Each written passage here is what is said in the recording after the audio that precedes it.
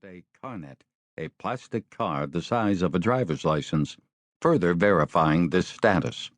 Martinez and Torres did not have diplomatic status, but had been issued a carnet identifying them as DEA agents working in Mexico with the blessing of the Mexican government. Everyone was in civilian clothing. Ferris and Salazar were armed. Both carried Colt Model 1911 A1 .45 caliber ACP semi-automatic pistols in high-rise holsters, concealed by their loose cotton shirts.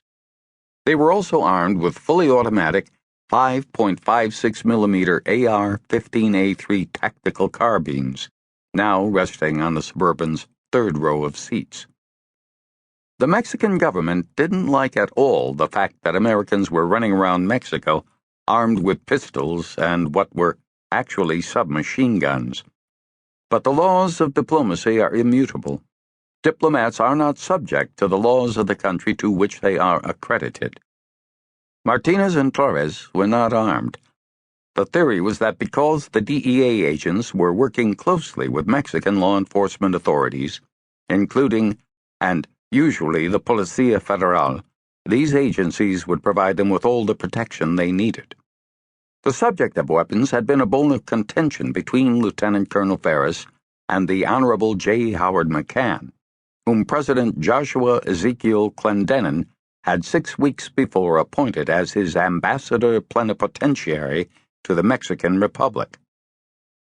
Sympathetic to the feelings of the Mexicans, Ambassador McCann had told the military attaché, Colonel Foster B. Lewis, M.I., to make sure that Lieutenant Colonel Ferris was made aware that he agreed with the Mexican position that American diplomats should not go about armed, absent a clear situation in which they might be in genuine danger. When Colonel Lewis had a chat with Lieutenant Colonel Ferris about this, Ferris replied in a somewhat blunt manner, perhaps to be expected of a Special Forces officer. "Fuck him. I have no intention of getting blown away by some drug lord's banditos without a fight. Colonel, you have been informed of the ambassador's desires." "Colonel, if you order me not to be armed, I will of course obey. I will also get on the horn to General McNabb and request immediate relief." Colonel Lewis's military superior was Major General Amos Watts, the Defense Intelligence Agency's commander. Lieutenant Colonel Ferris's immediate military superior was Lieutenant General Bruce J. McNabb, the Special Operations Command, Spec Ops Com, commander. When Lewis reported the substance of his conversation with Ferris to Ambassador McCann, the ambassador considered the political ramifications of the impasse, the most important of these being that General McNabb and Secretary of State Natalie Cohen were, if not friends, then mutual admirers. It had been the secretary's idea, rather than a proposal from one of her subordinates, to have Army Special Forces personnel sent to Mexico to train the Mexican military and police forces so that they could better wage their war against the drug cartels.